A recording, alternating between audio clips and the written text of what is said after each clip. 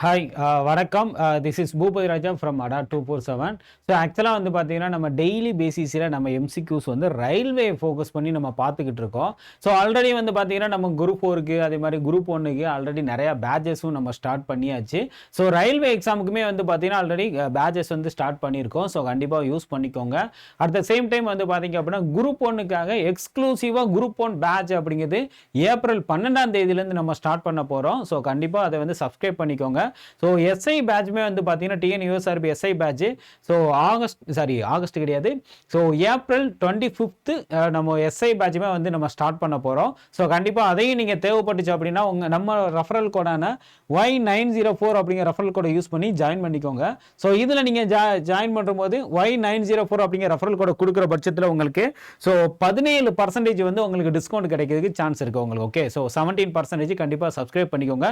Group 4க்கான சொல்ல மறந்தது group 4க்கான revision பேட்சுமே April 3ஆம் தேதியிலிருந்து ஸ்டார்ட் ஆகி போய்கிட்டு இருக்கு. நீங்க அதை சப்ஸ்கிரைப் பண்ணணும்னு நினைச்சாலுமே Y904 அப்படிங்கிற ரெஃபரல் கோடை யூஸ் பண்ணிக்கோ உங்களுக்கு. ஓகே, ஸோ அதே மாதிரி தமிழ்நாடு மெகா பேக் நீங்கள் சப்ஸ்கிரைப் பண்ணிக்கிட்டீங்கன்னா நீங்கள் இந்த எல்லாத்தையுமே ஒட்டு மொத்தமாக நீங்கள் பார்த்துக்கிறலாம். உங்களுக்கு இல்லை நான் பேங்க் எக்ஸாம் ரயில்வே எக்ஸாம் இதெல்லாம் எழுத மாட்டேன், டிஎன்பிசி மட்டும் தான் படிக்க போகிறேன்னா நீங்கள் டிஎன்பிசி மெகா பேக்கை வந்து சப்ஸ்கிரைப் பண்ணிக்கலாம்.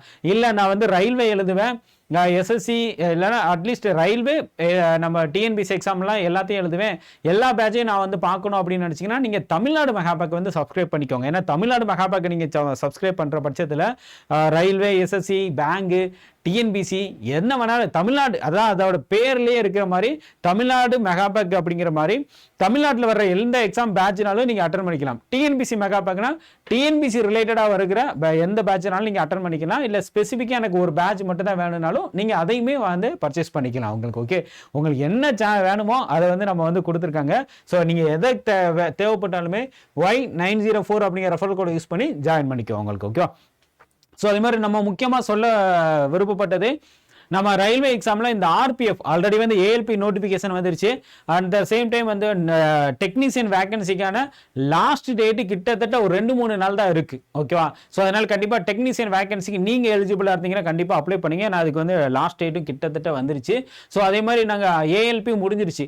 அப்போ அடுத்த நோட்டிஃபிகேஷன் நம்ம ரயில்வேல வந்து பார்த்தீங்கன்னா ஆர்பிஎஃப் எக்ஸாம், கரெக்டாக RPF SI exam and PC exam வந்து ஏப்ரல் 15ஆம் தேதி பப்ளிஷ் பண்ணுவோம் அப்படின்னு ஆல்ரெடி நோட்டிஃபை பண்ணியிருக்காங்க. ஸோ அதுக்குமே வந்து கண்டிப்பாக வாட்ச் பண்ணிகிட்டே இருங்க. நான் நோட்டிஃபிகேஷன் அப்டேட் ஆனதுக்கப்புறம் கண்டிப்பாக நானும் உங்களுக்கு அப்டேட் பண்ணுறேன். ஓகே, ஸோ அதே மாதிரி ஃபர்ஸ்ட் கொஸ்டின் உங்களுக்கு டிஸ்பிளே ஆயிருக்கும் அப்படின்னு சொல்லிட்டு நினைக்கிறேன். ஸோ இது உங்களுக்கு என்ன ஆன்சரோ நீங்கள் வந்து அதை கமெண்ட் செக்ஷனில் கமெண்ட் பண்ணிக்கிறேன்னா இதுக்கான ஆன்சர் என்னவா இருக்கும், ஏன்னா போல் போட முடியாது. ஸோ அதனால் கண்டிப்பாக வந்து கமெண்ட் செக்ஷனில் கமெண்ட் பண்ணிக்கோங்க. Okay, so article 75 of the Constitution of India according to the Council of Ministers is collectively responsible for the which of the following அப்படி சொல்லிட்டு கேட்டிருக்காங்க. அது என்ன collectively responsible, கரெக்டா? அமைச்சரவை யாருக்கு டைரக்டா ரெஸ்பான்சிபிள் அப்படி சொல்லிட்டு கேட்டிருக்காங்க. ஓகேவா, யாருக்கு டைரக்டா ரெஸ்பான்சிபிள்? ஓகே, ஸோ இந்திய அரசியலமைப்பின் பிரிவு 75 அதாவது ஆர்டிகல் 75 படி அமைச்சரவைகள் குழு பின்வருவனவற்றில் எதற்கு கூட்டாக பொறுப்பாகும்? கலெக்டிவ் ரெஸ்பான்ஸ் அப்படின்னு சொல்லிட்டு மெயினாக எதை சொல்றாங்க அப்படின்னு கேட்டீங்கன்னா, இப்போ ஒரு மினிஸ்டர் வந்து ஒரு ஸ்டெப் எடுக்கிறாருன்னு வச்சுக்கோங்களேன். ஃபார் எக்ஸாம்பிள் வந்து ஒரு எக்ஸாம்பிளுக்காக நான் சொல்றேன். இப்போ ஜிஎஸ்டி கொண்டு வராங்க அப்படின்னா ஜிஎஸ்டி வந்து எந்த மினிஸ்டர் கண்ட்ரோலில் வரும்? கண்டிப்பாக வந்து ஃபினான்ஸ் மினிஸ்டர் கண்ட்ரோலில் தான் வரும். கரெக்டா? ஸோ அப்போ ஃபினான்ஸ் மினிஸ்டர் கண்ட்ரோலில் வருதுன்னா ஃபினான்ஸ் மினிஸ்டர் இந்த ஸ்டெப் எடுத்திருப்பாரு. அதாவது ஜிஎஸ்டி ரிலேட்டடாக என்னென்ன பண்ணணும் அப்படின்னு சொல்லிட்டு அந்த ஸ்டெப் மூவ்மெண்ட் எல்லாமே ஃபினான்ஸ் மினிஸ்டர் வந்து பண்ணியிருப்பாங்க. சப்போஸ் அது பாசிட்டிவ் வந்தாலும் சரி நெகட்டிவ் வந்தாலும் சரி, அப்போ அதுக்கு அந்த ஃபினான்ஸ் மினிஸ்டர் மட்டும்தான் ரெஸ்பான்ஸ் அப்படின்னு கிடையாது. ஸோ என்டையர் டீமாக இருக்கிற அமைச்சரவை எல்லாமே கூடி சேர்ந்து தான் இந்த முடிவை வந்து எடுத்திருப்பாங்க. கரெக்டா? ஆனால் டைரக்டா response to the finance minister, I mean அந்த சம்பந்தமா. அப்போ அந்த இதுக்கு கொண்டு வராங்க. அதுல பிளஸ்ஸா இருந்தாலும் சரி மைனஸா இருந்தாலும் சரி எல்லாருமே அதுக்கு பொறுப்பு தான். அதுக்கு பேர் தான் கலெக்டிவ் ரெஸ்பான்சிபிள். அதே மாதிரி ஒரு ட்ரெயின் வந்து விடுறாங்க, கரெக்டா? புதுசா ஒரு ட்ரெயின் வந்து வந்தே பாரத் இந்த ஏரியாவில் வந்து வந்தே பாரத் நம்ம ட்ரெயினை விடுறாங்க அப்படின்னா அந்த மினிஸ்ட்ரி கண்ட்ரோலில் வருது, ரயில்வே மினிஸ்டர். அதில் வந்து லாஸ் ஆகி போச்சுன்னு வச்சுக்கோங்களேன். அப்போ அதுக்கு லாஸ் ஆகி போச்சு அப்படிங்காக அவரை மட்டுமே அதுக்கு வந்து சேராது. ப்ளஸ்ஸாக இருந்துச்சுனாலும் அவரை மட்டுமே சேராது. ஓகே, எல்லாருமே அதுக்கு பொறுப்பு தான் அப்படின்னு சொல்றத கலெக்டிவ் ரெஸ்பான்சிபிள். இந்த மாதிரி கவுன்சில் ஆஃப் மினிஸ்டர்ஸ் வந்து கலெக்டிவ் ரெஸ்பான்சிபிலிட்டி டு த யாரு அப்படின்னு சொல்லி கேட்டிருக்காங்க. டைரக்டா ரெஸ்பான்சிபிள் யாருக்கு அப்படின்னு கொடுத்துருக்கேன். ஸோ இதுக்கு வந்து ஆன்சர் என்ன அப்படின்னு கேட்டீங்க அப்படின்னா ஆப்ஷன் சி, லோக்சபா. கரெக்டா? டைரக்டா ரெஸ்பான்சிபிள் டு த யாருக்கு அப்படின்னு கேட்டீங்கன்னா லோக்சபா தான். ஏன் இதுக்கு வந்து லோக்சபா அப்படின்னு கேட்டீங்க அப்படின்னா, ஏன்னா லோக்சபால தான் பீப்புள் டைரக்ட் எலெக்டட் மெம்பர்ஸ் வந்து இருக்காங்க. ஓகே, மக்களால் நேரடியாக தேர்ந்தெடுக்கப்பட்ட உறுப்பினர்கள் அப்படிங்கிறது நம்ம இங்க லோக்சபால இருக்கிறதுனால டைரக்டா ரெஸ்பான்சிபிள் டு த லோக்சபா அப்படின்னு சொல்லிட்டு நம்ம சொல்லலாம் உங்களுக்கு. Okay, at the same time வந்து பாத்தீங்கன்னா பார்லிமெண்ட் அப்படிங்கிறது லோக்சபா மட்டும் கிடையாது. ஆர்டிகிள் 79 ஆல்ரெடி நான் மென்ஷன் பண்ணியிருக்கேன். ஆர்டிகிள் 79ல பார்லிமெண்ட் அப்படிங்கிறது யார் யாரெல்லாம் இருப்பாங்க? லோக்சபா இருப்பாங்க, ராஜ்யசபா இருப்பாங்க, at the same time president இருப்பாங்க. இவங்க 3 பேரும் சேர்ந்ததான் பார்லிமெண்ட் அப்படின்னு சொல்றது ஆர்டிகல் 79. ஆனா இதுல இவங்க ஐ மீன் இந்த கலெக்டிவ் ரெஸ்பான்சிபிள் டு த யாருக்கு அப்படின்னு கேட்டீங்கன்னா லோக்சபா மட்டும். ஓகேவா? ஸோ அதே மாதிரி இங்க லோக்சபாவோட ஆர்டிகல் என்ன வரும்? ஆர்டிகல் 81. ஓகே, அதே மாதிரி ராஜ்யசபாவோட ஆர்டிகல் 80. பிரசிடென்டோட ஆர்டிகல் 52. கரெக்டா? ஸோ நமக்கு இங்க இந்த கொஸ்டினுக்கான ஆன்சர் லோக்சபா மட்டுமே. கிளியரா? ஸோ அதே மாதிரி நான் எப்போதுமே சொல்ற ஒரு விஷயம் வந்து, நீங்க நம்ம கிளாஸ் அட்டன் பண்றீங்கன்னா இங்க கொஸ்டின் மட்டும் நம்ம டிஸ்கஸ் பண்றது கிடையாது, அதோட சேர்ந்து நிறைய ஃபேக்ட் ஸ்ட்ராட்டஜிக்கவும் நம்ம சேர்ந்து நம்ம டிஸ்கஸ் பண்ணிக்கிட்டு இருக்கோம். கண்டிப்பா ரன்னிங் நோட்ஸ் எழுதிக்கோங்க. ரன்னிங் நோட்ஸ் இந்த மாதிரி நீங்க எடுத்துக்கிட்டீங்க அப்படின்னா இதுலயே பாருங்க, இது ஒவ்வொன்றுமே தனிப்பட்ட முறையில் ஒவ்வொரு கொஸ்டின் தானே. ஸோ அப்போ ஒவ்வொன்றுமே நீங்க ஒரு கொஸ்டினா நீங்க பாத்தீங்க அப்படின்னா நீங்க நிறைய நோட்ஸ் எடுத்துக்கலாம். ஓகேவா? ஸோ அதே மாதிரி இதுக்கான ஆன்சர் லோக்சபா. ஸோ நெக்ஸ்ட் வந்து பாருங்க.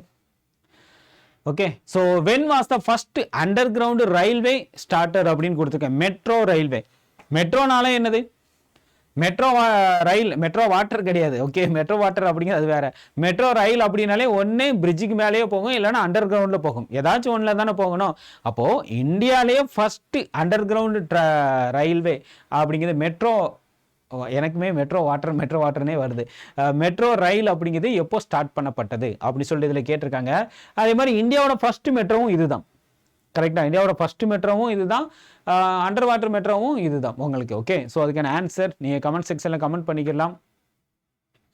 ஸோ கமெண்ட் பண்ணிக்கலாம். என்னவாக இருக்கிறதுக்கு வாய்ப்பு இருக்கு நீங்க சொல்லுங்க.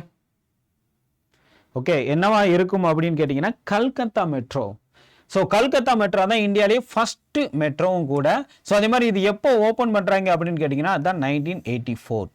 1984 கொண்டு வரப்பட்ட கல்கத்தா மெட்ரோ உங்களுக்கு. கரெக்டா? இதுதான் இந்தியாஸ் ஃபர்ஸ்ட் மெட்ரோ.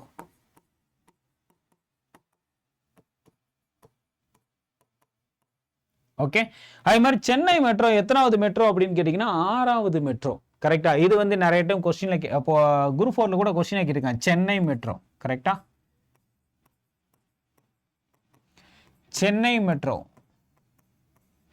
இது எந்த இயர்ல கொண்டு வராங்க அப்படின்னா 2015. ஓகே, 2015 வந்து சென்னை மெட்ரோ அப்படிங்கிறது ஸ்டார்ட் பண்ணிடுவாங்க. இது இந்தியாஸ் 6th மெட்ரோ. கரெக்டா? சென்னை மெட்ரோ அப்படிங்கிறது 6th மெட்ரோ. கரெக்டா? 6th metro. ஸோ நோட் பண்ணிக்கோங்க. ஓகேவா? 6th metro. அதே மாதிரி இந்தியாஸ் ஃபர்ஸ்ட் மெட்ரோ அப்படிங்கிறது கல்கத்தா மெட்ரோ 1984 கொண்டு வரப்பட்டது. இதுதான் அண்டர் கிரவுண்ட் ரயில்வே அப்படின்னு சொல்லிட்டு இங்கே கேட்டிருக்காங்க. ஓகேவா? அண்டர் கிரவுண்ட் ரயில்வே அப்படின்னாலும் மெட்ரோ அப்படின்னாலும் ஒன்று தான் உங்களுக்கு. கரெக்டுங்களா? ஸோ இப்போ கல்கத்தா மெட்ரோ அப்படிங்கிறது ஆன்சர். ஓகேவா? So answer C. So next போயிடலாமா? Shatabdi express train was started அப்படின்னு கேட்டிருக்காங்க. சதாப்தி எக்ஸ்பிரஸ் அப்படிங்கிறது எப்போ ஆரம்பிக்கப்பட்டது? சதாப்தி எக்ஸ்பிரஸ் அப்படிங்கிறது உங்களுக்கு இடைநில்லா பேருந்து அப்படிங்கிற மாதிரி இடைநில்லாம முக்கியமான இடத்துல மட்டும் நின்றுட்டு போற ஒரு எக்ஸ்பிரஸ் தான் சதாப்தி எக்ஸ்பிரஸ் அப்படின்னு சொல்றாங்க. ஸ்பீடா போகணும் அப்படிங்கிறதுக்காக. இது எந்த வருஷம் ஆரம்பிக்கப்பட்டது அப்படின்னு சொல்லி இங்க வந்து கேட்டிருக்கேன் உங்களுக்கு. ஓகேவா? ஸோ இது எப்போ ஆரம்பிச்சாங்க? ஏன் இந்த ரயில், ஏன்னா நம்ம இப்போ அதிகமாக ஃபோக்கஸ் பண்ணது இந்த கிளாஸ்ல வந்து ஃபோக்கஸ் பண்றது நம்ம ரயில்வே எக்ஸாம். ஸோ அதனால இங்க ரயில்வே ரிலேட்டடாகவும் கொஸ்டின்ஸும் நான் வந்து கொண்டு வந்திருக்கேன், ரீசனும் கூட உங்களுக்கு. ஓகே, ஸோ அதே மாதிரி சதாப்தி எக்ஸ்பிரஸ் எப்போ ஓப்பன் பண்ணாங்க அப்படின்னு கேட்டீங்கன்னா என்ன ஆன்சர்? ஓகே, ஆன்சர் பி, அதாவது 1988. கரெக்டா? 1988 வந்து சதாப்தி எக்ஸ்பிரஸ் வந்து கொண்டு வராங்க உங்களுக்கு. ஓகேவா? ஸோ இதோட சேர்த்து ஒரு சில ஃபேக்ட் எழுதிக்கோங்க. இந்தியாவோட ஃபர்ஸ்ட் ட்ரெயின் வந்து எப்போ ஓடிச்சுன்னு நல்லாவே உங்களுக்கு தெரியும். எப்போ ஓடிச்சு? இந்தியாவோட ஃபர்ஸ்ட் ட்ரெயின் 1853ல கரெக்டா? இந்தியாவோட ஃபர்ஸ்ட் ட்ரெயின் 1853 எங்க இருந்து எங்க வந்துச்சு? பாம்பே டு தானே தானே? கரெக்டா? பாம்பே டு தானே. அதே மாதிரி பாம்பேல ஸ்பெசிபிக்கா அது எந்த பிளேஸ்ல ஒரு ரன் ஆச்சு? இப்ப நம்ம சென்னை டு அரக்கோணம் அடுத்து நான் எழுதுவேன். சென்னைன்னு சொன்னாலும் சென்னையில எங்க? ராயபுரம். அதே மாதிரி பாம்பேல எங்க அப்படின்னு கேட்டீங்கன்னா கல்யாண். ஓகே, கல்யாண். கல்யாண் அப்படிங்கிற ரயில்வே ஸ்டேஷன்ல தான் ஃபர்ஸ்ட் ட்ரெயின் வந்து ரன் ஆச்சு. கல்யாண் டு தானே அப்படிங்கிற சொன்னாலும் கரெக்ட் தான் உங்களுக்கு. ஓகேவா? ஸோ அதே மாதிரி செகண்ட் ரயில்வே ஸ்டேஷன் அப்படிங்க 1854ல ஹவுரா. கரெக்டா? ஹவுரா கிட்டத்தட்ட கல்கத்தா. கல்கத்தா டு ராணிகஞ்ச்.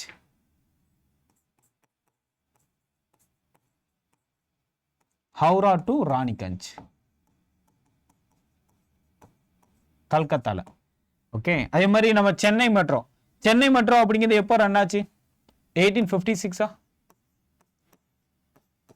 ராயபுரம். கரெக்டா?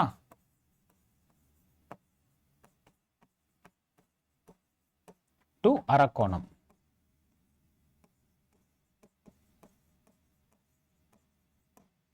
ஓகே, ராயபுரம் டு அரக்கோணம் அப்படிங்கிறது இந்தியாவோட ஃபர்ஸ்ட் 3 ரயில் அப்படிங்கிறது நான் சொல்லியிருக்கேன். அதே மாதிரி வேர்ல்டுல வந்து செகண்ட் ட்ரெயின் அப்படிங்க நம்ம இந்தியாவிலே கொண்டு வந்திருப்பாங்க. கரெக்டா? அப்போ ஃபர்ஸ்ட் ட்ரெயின் எங்க ஓடுச்சு அப்படின்னு கேட்டீங்கன்னா 1825ல லண்டன்ல ரன் ஆயிருக்கு. ஓகே, பிரிட்டிஷ்காரங்க லண்டன்ல ஃபர்ஸ்ட் ட்ரெயின் வந்து 1825ல வந்து ஸ்டார்ட் பண்ணியிருக்காங்க. அப்புறம் 1853ல நம்ம இந்தியாவில் வந்து கொண்டு வந்திருக்காங்க. இது வந்து நம்மளோட ஃபெசிலிட்டி அப்படிங்கிறத விட அந்த டைம்ல அவங்களுக்கு ஒரு இடத்துல இருந்து இன்னொரு இடத்துக்கு மூவ் ஆகுறதுக்கு இது ரொம்ப யூஸ்ஃபுல்லா இருந்திருக்கு. அந்த ஒரு பர்பஸ்க்காகவே இதை வந்து அந்த டைம்ல கொண்டு வந்திருக்காங்க உங்களுக்கு. ஓகே, இதோட சேர்த்து இன்னும் ரீசெண்ட் டைம்ஸ்ல என்னென்ன ரீசெண்ட் டைம்ஸ் என்னன்னா 1920ஸ்ல இது வந்து பிரிட்டிஷ் பீரியட்ல ஃபர்ஸ்ட் ட்ரெயின் என்னென்ன வந்துச்சு அப்படின்னு சொல்லிட்டு நம்ம ஆல்ரெடி இப்போ நம்ம சொல்லியிருந்தேன். இப்போ ரீசெண்ட் டைம்ஸ்ல வந்து பாத்தீங்கன்னா ரீசெண்ட் டைம்ஸ்னாலே 1920s உங்களுக்கு. ஓகே, இந்த ஃபர்ஸ்ட் எலக்ட்ரிக் ட்ரெயின் அப்படின்னு சொல்லிட்டு எப்போ ஓடிச்சு? கரெக்டா? எங்க இருந்து எங்க வரைக்கும் ரன் ஆச்சு ஃபர்ஸ்ட் எலக்ட்ரிக் ட்ரெயின் அப்படிங்க பாத்தீங்கன்னா 1925. கரெக்டா? Mumbai to Kurla. Okay, so Mumbai to Kurla. அதே மாதிரி ஃபர்ஸ்ட் பேசஞ்சர் எலக்ட்ரிக் ட்ரெயின் அப்படின்னு கேட்டீங்க அப்படின்னா ஸோ 1929 உங்களுக்கு. கரெக்டா? டெக்கான் குயின் அப்படின்னு சொல்லிட்டு கேள்விப்பட்டிருப்பீங்கல்ல? டெக்கான் குயின் அப்படின்னு சொல்லிட்டு பேசஞ்சர் எலக்ட்ரிக் ட்ரெயின் வந்து நீங்கள் அதை கேள்விப்பட்டிருப்பீங்க. 1929ல் வந்து அது ஸ்டார்ட் ஆகிருக்கும். ஸோ இந்த மாதிரி நீங்கள் ஒரு சில ஃபேக்ட் எல்லாத்தையும் நீங்கள் கேட்கணும் அப்படின்னு நினச்சிங்கன்னா நம்ம கிளாஸ் வந்து டெய்லி வாட்ச் பண்ணுங்க. அதே மாதிரி இன்னொன்று சொல்லணும்னு நினச்சேன். எஸ், இந்த கொங்கன் ரயில்வே. கரெக்டா? கொங்கன் ரயில்வே கர்நாடகா கேரளாவில் பார்டரில் ஒட்டி கர்நாடகாவில் ஆரம்பித்து நவி மும்பை வரைக்கும் போகும். கோவா இது எல்லாத்தையுமே கிராஸ் பண்ணி நவி மும்பை வரைக்கும் போகும். கொங்கன் ரயில்வே கிட்டத்தட்ட வந்து பார்த்தீங்கன்னா 1998ல் வந்து ஸ்டார்ட் பண்ணியிருப்பாங்க உங்களுக்கு. ஓகேவா? ஸோ இது எல்லாமே வந்து ஃபேக்ட், ஸ்டாட்டிக் ஜிகேவும் கூட. கண்டிப்பாக வந்து இதை நோட் பண்ணிக்கோ உங்களுக்கு. ஓகேவா? ஸோ நெக்ஸ்ட் கொஸ்டின் நம்ம போயிடலாம். ஸோ சதாப்தி எக்ஸ்பிரஸ் எப்போ ஓப்பன் பண்ணாங்க? 1988. கரெக்டா? அதாவது எக்ஸ்ட்ரீம் சவுத்தில் இருக்கிற ரயில்வே ஸ்டேஷன் எது அப்படின்னு சொல்லிட்டு கேட்டிருக்காங்க. இதெல்லாம் ஒரு கொஸ்டின் ஆயா அப்படின்னு சொல்லிட்டு. ஆனால் கேட்டிருக்காங்களே, நான் என்ன செய்கிறது? கரெக்டா? இந்த கொஸ்டின் வந்து கேட்டிருக்காங்க.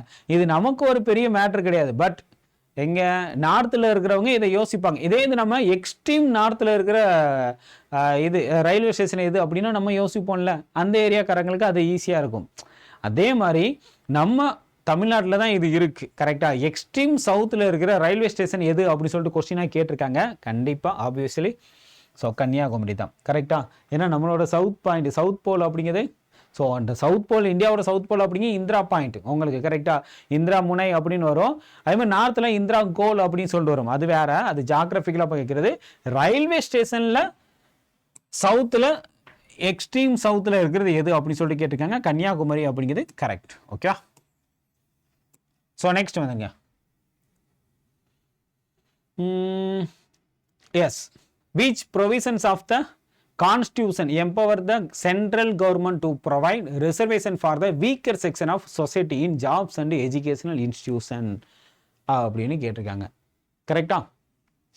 அதாவது சமூகத்தின் நலிந்த பிரிவினருக்கு வேலை மற்றும் கல்வி நிறுவனங்களில் இடஒதுக்கீடு வழங்குவதற்கு அரசியலமைப்பின் எந்த விதி மத்திய அரசிற்கு அதிகாரம் அளிக்கிறது? கிட்டத்தட்ட ரிசர்வேஷன். ரிசர்வேஷன் வந்து எந்த ஆர்டிகிளை பேஸ் பண்ணி கொடுக்குறாங்க அப்படின்னு சொல்லி இங்கே கேட்குறாங்க. ஓகேவா? ஸோ ரிசர்வேஷன் அப்படிங்கிறது எந்த ஆர்டிகிள் பேஸ் பண்ணி இதில் கொடுத்துருக்காங்க? ஓகே, கிளியரா? எந்த ஆர்டிகிள் அப்படின்னு சொல்லிட்டு ஏதாச்சும் ஐடியா இருக்கா? எந்த ஆர்டிகிளை பேஸ் பண்ணி கொடுக்குறாங்க அப்படின்னு சொல்லி இங்கே கேட்டிருக்காங்க. எந்த ஆர்டிகிள்?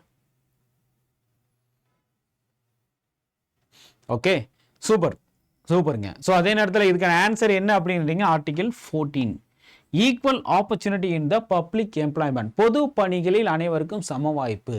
ஸோ அப்போ பொது பணிகளில் அனைவருக்கும், அதாவது கவர்மெண்ட் எம்ப்ளாய்மெண்ட்ல எல்லாருக்குமே ஈக்குவல் ஆப்பர்ச்சுனிட்டி அப்படின்னு சொல்லிட்டு இதில் வந்து சொல்லியிருக்காங்க. பார்த்தீங்கன்னாங்க, இதில் வந்து எக்ஸம்ஷன் கொடுத்துருக்காங்க. கரெக்டாக பை பர்த்தை பேஸ் பண்ணி உங்களுக்கு ரிசர்வேஷன் அப்படிங்கிறதே விதிவிலக்காக கொடுத்துருக்காங்க.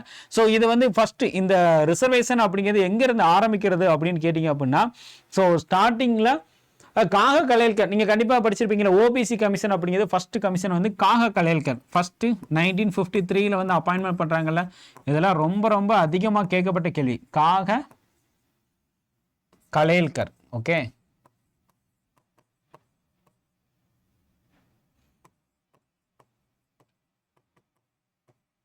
கரெக்டா? காக கலேல்கர் கமிஷன்.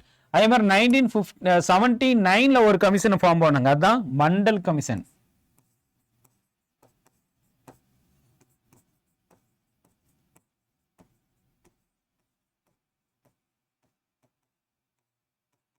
கரெக்டா? மண்டல் கமிஷன் 1979 ஃபார்ம் பண்ணி 1980s வந்து இதோட ரிப்போர்ட்டை வந்து சப்மிட் பண்றாங்க. கரெக்டா? ரிப்போர்ட்டை சப்மிட் பண்ணாலும் 1990 தான் இந்த மண்டல் கமிஷனோட ரிப்போர்ட்டை வந்து 1990 விபி சிங் கவர்மெண்ட் நடைமுறைப்படுத்துறாங்க. கரெக்டா? இந்த நடைமுறைப்படுத்தும் போது தான் 1991 நரசிம்மராவ் கவர்மெண்ட் என்ன பண்ணுவாங்கன்னா, ஓபிசிக்கு ரிசர்வேஷன் அப்படிங்கிறத 27% இல்லாமல் நாங்கள் வந்து எக்கனாமிக்கலி வீக்கர் செக்ஷனுக்கு கொடுக்க போகிறோம் அப்படின்னு சொல்லிட்டு அவங்க அனௌன்ஸ்மெண்ட் பண்ணுவாங்க 1991 நரசிம்மராவ் கவர்மெண்ட். அதுக்கு எதிராப்பில் தான் வந்து பார்த்தீங்கன்னா அடுத்து கேஸ் ஃபைல் பண்ணுறாங்க.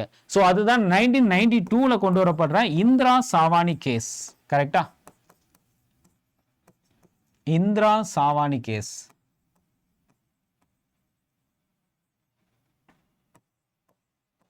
இந்த இந்திரா சாவானி கேஸ் 1992 அப்பாயின்மெண்ட் போட்டதுக்கு அப்புறம் 1993 சுப்ரீம் கோர்ட் என்ன சொல்லுதுன்னா, இந்த மண்டல் கமிஷன் கொண்டு கொடுத்த ரிப்போர்ட்டான 27% ரிசர்வேஷன் அப்படிங்கிறத அலோவ் பண்ணிடுறாங்க.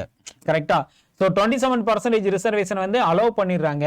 ஸோ அலோவ் பண்ணதுக்கு அப்புறமா ஒரு செக் பாயிண்ட் வைக்கிறாங்க. ஆனால் ரிசர்வேஷன் அப்படிங்கிறது not exceeded to the total percentage, sorry not exceeded to the 50% அப்படின்னு இங்கே கொடுத்துருக்காங்க. அதாவது ரிசர்வேஷன் கொடுங்க கவர்மெண்ட், ஆனால் 50%க்கு மேலே கொடுக்கக்கூடாது அப்படின்னு சொல்கிறாங்க. ஓகே, 50%க்கு மேலே கொடுக்கக்கூடாதுன்னு சொன்னதுக்கு அப்புறம் தான் நம்ம ராம் நந்தன் கமிட்டி அப்படின்னு 1993 ஃபார்ம் பண்ணுறாங்க. ஸோ அவங்க வந்து என்னன்னா கிரிமி லேயர் நான் கிரிமி லேயர் அப்படிங்கிற ஒரு கமிட்டிக்காக அதை அப்பாயின்மெண்ட் பண்ணுறாங்க, ராம் நந்தன் கமிட்டி. இப்போ சுப்ரீம் கோர்ட் என்ன சொல்லிடுச்சு 93 நம்ம 50%க்கு மேலே இருக்கக்கூடாது அப்படின்னு சொல்லிட்டாங்க. ஆனால் தமிழ்நாட்டில் என்னாச்சு 1989 இருந்து 69% வந்து நம்ம ஃபாலோ பண்ணிக்கிட்டு இருக்கோம். அப்போ இதை வந்து வயலேட் பண்ணுதா? உடனே வந்து பார்த்தீங்கன்னா நம்ம தமிழ்நாடு அந்த டைமில் சீஃப் மினிஸ்டர் இருந்த ஜெயலலிதா அவர்கள் என்ன பண்ணுறாங்க அப்படின்னா, இதை கொண்டு போய் 9th ஷெட்யூலில் கொண்டு போய் வைக்கிறாங்க நம்ம தமிழ்நாடு ரிசர்வேஷனை. கரெக்டாக? அதுக்கு ஒரு கேஸ் ஃபைல் பண்ணுவாங்க. என்னன்னா KM விஜயன் அவர்கள் வந்து பார்த்தீங்கன்னா இந்த மாதிரி சுப்ரீம் கோர்ட்டு 93 50%க்கு மேலே இருக்கக்கூடாதுன்னு சொல்லியிருக்கு. பட் தமிழ்நாட்டில் வந்து பார்த்தீங்கன்னா 69% இருக்குன்னு கேஸ் ஃபைல் பண்ணியிருப்பாரு. உடனே தான் ஜெயலலிதா அவர்கள் அதுக்கு ஒரு கமிஷன் ஃபார்ம் பண்ணுவாங்க, ஆனந்த கிருஷ்ணன் கமிட்டி அப்படின்னு சொல்லிட்டு. அந்த ஆனந்த கிருஷ்ணன் கமிட்டி தான் ரிப்போர்ட் கொடுத்ததுக்கு அப்புறம் தான் நம்ம தமிழ்நாடு ரிசர்வேஷனை 9th ஷெட்யூலில் கொண்டு போய் வச்சிருப்பாங்க. எந்த amendment act? 76th amendment act 1994. Okay, நான் வளவலன்னு நிறைய டேட்டா வந்து கொடுத்துருப்பேன்னு நினைக்கிறேன். இந்த மாதிரி டேட்டாஸ் உங்களுக்கு அதிகபட்சமாக வேணும்னா நம்ம கிளாஸை வந்து நீங்கள் சப்ஸ்கிரைப் பண்ணிங்கன்னா நீங்கள் நம்ம அந்த இதில் வந்து உங்களுக்கு இது PDF-ஆகவே வந்துடும். கரெக்டாக? இதில் ஜென்ரலாக நான் மேலோட்டமாக உங்களுக்கு வந்து ஒரு ஃபேக்சுவலாக நான் உங்களுக்கு பேசியிருக்கேன். இது வந்து உங்களுக்கு டீட்டெயில்டாக எனக்கு வேணும் அப்படின்னு நீங்கள் நினச்சிங்க அப்படின்னா நம்ம ரெஃபரல் கோடை யூஸ் பண்ணி ப்ளஸில் ஜாயின் பண்ணிக்கோங்க. பெய்டு கிளாஸில் உங்களுக்கு அதில் டீட்டெயிலாக எல்லாமே பேசுவேன் உங்களுக்கு. ஓகேவா? சரி, ஓகே. ஸோ அது மாதிரி இதுக்கான ஆன்சர் என்ன அப்படின்னு சொல்லிட்டு பார்த்துலாமா? The constitution was amended by the constitution. கரெக்டாக? So 77th amendment act 1995 act படி பார்த்தீங்கன்னா ஸோ 4A அப்படிங்கிற ஒரு ஆர்டிகிள் வந்து புதுசாக இன்ஸ்டர்ட் பண்ணுறாங்க. கரெக்டாக இன்சர்ட் பண்ணுறாங்க ஆர்டிகிள் 16ல். ஓகே, ஸோ அதுக்கப்புறம் தான் வந்து பார்த்தீங்கன்னா இந்த கவர்மெண்ட் எம்ப்ளாய்மெண்ட்டில் ரிசர்வேஷன் அப்படிங்கிறத அலோவ் பண்ணுறாங்க. ஓகே, கிளியரா? இது வரைக்கும் பார்த்தது கிளியரா? ஸோ கிளியராக தான் இருப்பீங்க அப்படின்னு சொல்லி நம்புகிறேன். ஸோ நெக்ஸ்ட் ஒரு கொஸ்டினை மட்டும் நம்ம பார்த்துலாம். ஓகே, ஸோ நெக்ஸ்ட் போயிடலாம். Yes, which of the following authorities is are competent to issue writs regarding the enforcement of the fundamental rights? Fundamental rights enforcement பண்ணுறதுக்கு யார் அத்தாரிட்டி அப்படின்னு சொல்லி இங்கே வந்து கேட்டிருக்கேன். யார் ஃபண்டமெண்டல் ரைட்ஸை என்ஃபோர்ஸ்மெண்ட் பண்ணுறதுக்கு அத்தாரிட்டி யார்? கோர்ட்டுன்னு நமக்கு தெரியும், அது எந்த கோர்ட்? கரெக்டாக இங்கே வந்து 4 ஆப்ஷன் கொடுத்துருக்கேன். ஸோ இதுக்கு வந்து ஆன்சர் என்னென்னா, okay, supreme court and high court. என்ன சார் சுப்ரீம் கோர்ட் இருக்குது, ஹை கோர்ட் இருக்குது? எஸ், 2 பேருக்குமே அதுக்கு அத்தாரிட்டி இருக்குது ரிட்ஸ் கொடுக்குறதுக்கு. கரெக்டாக, ஏன்னா சுப்ரீம் கோர்ட்டில் இப்போ ஒரு ஃபண்டமெண்டல் ரைட்ஸ் அப்படிங்கிற முதல்ல எதுலேருந்து எது வரைக்கும் பேசுவாங்க? Fundamental rights.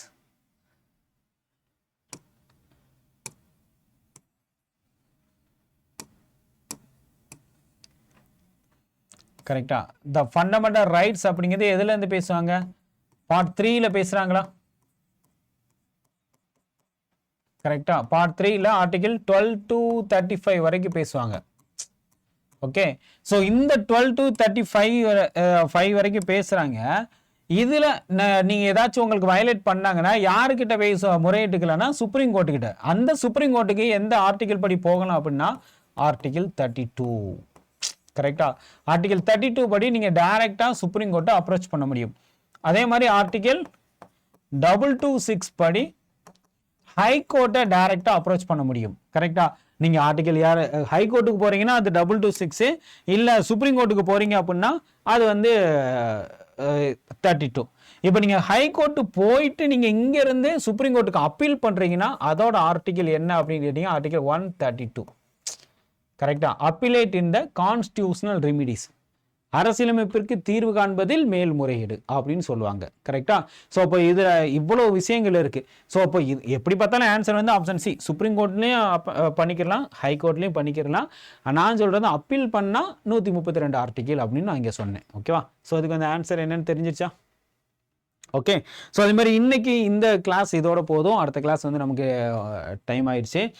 ஸோ அதே மாதிரி இப்போ நம்ம பார்க்க வரைக்கும் உங்களுக்கு எதுவும் டவுட் இருந்துச்சுன்னா கண்டிப்பாக கமெண்ட் செக்ஷனில் கமெண்ட் பண்ணுங்கள். போன வீடியோஸில் எதாச்சும் டவுட்ஸ் இருந்தாலும் கமெண்ட் செக்ஷனில் கமெண்ட் பண்ணுங்கள். அடுத்த வீடியோவில் நான் உங்களை மறுபடியும் சந்திக்கிறேன். ஸோ கண்டிப்பாக வந்து நீங்கள் நம்ம பெய்டு கிளாஸில் வந்து ஜாயின் பண்ண விருப்பப்பட்டீங்கன்னா Y904 அப்படிங்கிற ரெஃபரல் கோடை யூஸ் பண்ணி ஜாயின் பண்ணிக்கோங்க. நீங்கள் எந்த பேக்காக இருந்தாலுமே கண்டிப்பாக சப்ஸ்கிரைப் பண்ணிக்கோங்க. தேங்க்யூ. நெக்ஸ்ட் வீடியோவில் மீட் பண்ணலாம். தேங்க்யூ.